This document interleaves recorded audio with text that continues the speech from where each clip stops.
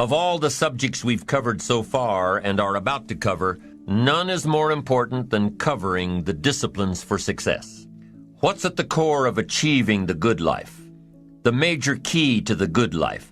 The major key is not in learning how to set goals. It is not in learning how to better manage your time. It is not in mastering the attributes of leadership. Every day in 1,000 different ways, we are trying to improve ourselves by learning how to do things. We spend a lifetime gathering knowledge in classrooms, in textbooks, in experiences. Now, if knowledge is power, if knowledge is the forerunner to success, then why do we fall short of our objectives? Why, in spite of all our knowledge and in spite of our collective experiences, do we find ourselves aimlessly wandering, settling for a life of existence rather than a life of substance? There may be many answers to this question. Your answers may be different than your associates or your spouses or your friends. While there may be many answers to this question, the fundamental answer is the absence of discipline. Applying all that we know. That's the key word, discipline, self-discipline. We might add one more word here, consistent. Consistent self-discipline. It doesn't really matter how smart you are or how much you know if you don't use it. It doesn't really matter that you graduated magna cum laude if you're stuck in a low-paying job. It doesn't really matter if you attended every seminar that comes to town if you don't apply what you've learned. Better than knowledge is applied knowledge. And once we've applied our knowledge, we must study the results of that process. Apply our knowledge, study the results. Refine our approach. Finally, by trying and observing and refining and trying again, our knowledge will inevitably produce worthy results, admirable results. And with the joy and results of our efforts, we continue to apply, to learn, to observe, to fuel our ambition with the positive reinforcement of continued progress. Pretty soon, we'll find that we're swept into a spiral of achievement, a vertical rise to success. And the ecstasy of that total experience makes for a life of triumph over tragedy, dullness, and mediocrity. But for this whole process to work for us, we must first master the art of discipline, self-discipline, consistent self-discipline. It takes consistent self-discipline to master the art of setting goals, to master the art of time management, to master the art of leadership, to master the art of parenting and relationships. If we don't make consistent self-discipline part of our daily lives, the results we seek will be sporadic and elusive. It takes a consistent effort to truly manage our valuable time, or we'll be consistently frustrated. Our time will be eaten up by others whose demands are stronger than our own. It takes discipline to conquer the nagging voices in our minds, the fear of failure, the fear of success, the fear of poverty, the fear of a broken heart. It takes discipline to keep trying when that nagging voice within us brings up the possibility of failure. It takes discipline to admit our errors and recognize our limitations. The voice of the human ego speaks to all of us. Sometimes the voice of ego says that we should magnify our value beyond our results. It leads us to exaggerate, to not be totally honest. It takes discipline to be totally honest, both with ourselves and with others. Be certain of one thing: every exaggeration of the truth, once detected by others, destroys our credibility and makes all that we say and do suspect. As soon as a business colleague figures out that we tend to exaggerate, guess what? They'll always think we exaggerate, and they'll never quite hold us in the same regard again. The tendency to exaggerate, distort, or even withhold the truth is an inherent part of all of us. And only an all-out, disciplined assault can overcome this tendency. It takes discipline to change a habit, because habits are formed a little bit each day, every day, every day. Once habits are formed, they act like a giant cable. They act like a nearly unbreakable instinct that only long-term disciplined activity can change. We must unweave every strand of the cable of habits slowly and methodically, until the cable that once held us in bondage becomes nothing more than scattered strands of wire.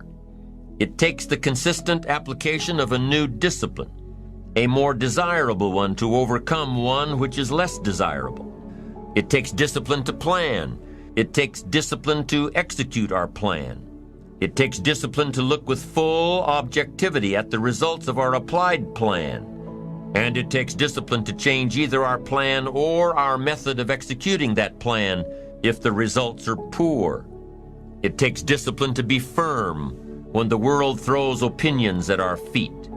It takes discipline to ponder the value of someone else's opinion when our pride and our arrogance leads us to believe that we are the only ones with the answers. Discipline is a constant human awareness of the need for action and a conscious act by us to implement that action. Discipline is an awareness of the constant need for action and a conscious act to implement that action. If our awareness and our implementations occur at the same time, then we begin a valued sequence of disciplined activity. Now here's the other side of discipline. If there's considerable time that passes between the moment of awareness and the time of our implementation, then that is called procrastination. Doing it tomorrow instead of today. Procrastination, an almost exact opposite of discipline. The voice within us says, get it done. Discipline then says, do it now. Do it to the best of your ability, today, tomorrow, and always, until finally the worthy deed becomes instinctive. Procrastination says later, tomorrow, whenever I get a chance. Procrastination also says do what is necessary to get by or to impress others. Do what you can, but not what you must. In every circumstance we face, we are constantly presented with these two choices. Do it now or do it later. Discipline and procrastination. A choice between a disciplined existence bearing the fruit of achievement and contentment, or procrastination, the easy life for which the future will bear no fruit, only the bare branches of mediocrity. The rewards of a disciplined life are great, but they're often delayed until some time in the future. The rewards for the lack of discipline are immediate, but they are minor in comparison to the immeasurable rewards of consistent self-discipline. An immediate reward for lack of discipline is a fun day at the beach. A future reward of discipline is owning the beach. For most, we choose today's pleasure rather than tomorrow's fortune. So how can you get rid of the easy distractions? How can you keep your mind on what you're trying to do? How can you keep an attitude of doing it all and doing it now? How can you make the choice of discipline over procrastination? How can you stay focused on your ambitions? How can you avoid conversations at the water cooler? You can keep your focus on your work. You can get it done today instead of tomorrow. You've got to really work on your consistent self-discipline on a daily basis, or you'll find yourself distracted. Distracted by negative thoughts, distracted by negative people, distracted by water cooler chatter, and pretty soon, depending on the type of people you've associated with, distracted by your doubts within yourself. Never underestimate the power of influence and associations, and never underestimate the power of your own consistent self-discipline. Now let's take a closer look at discipline. True discipline is not the easiest option. Most people would rather sleep until 10 o'clock than get up at 6. It's easier to go to bed late, sleep late, show up late, leave early. It's easier not to read. It's easier to turn on the television than to open a book. It's easier to do just enough than to do it all. Waiting is always easier than acting. Trying is always easier than doing. Imagine what life would be like if we didn't have to make our bed in the morning, or keep our garage clean, or pay our taxes, or show up for work tomorrow. Wouldn't it be fascinating if we didn't have to do these things? Wouldn't it be fascinating? What do you suppose would become of us? You're right, not much. For whatever the reason, the system we live in and contribute to is designed to make the easiest things in life the most unprofitable. Profitable seems to be the most difficult. Our world is and always will be a constant battle between the life of ease and its momentary rewards and a life of discipline and its far more significant rewards. Each has its own price, the price of discipline or the price of regret. We will pay one or the other. What we wish we had done is the voice of regret, speaking in a sorrowful tone at a time when there is no going back. This is regret. No second chance. No what would I do differently. Choose one or the other, but both will have their price, the price of discipline or the price of regret. One costs pennies, the other a fortune.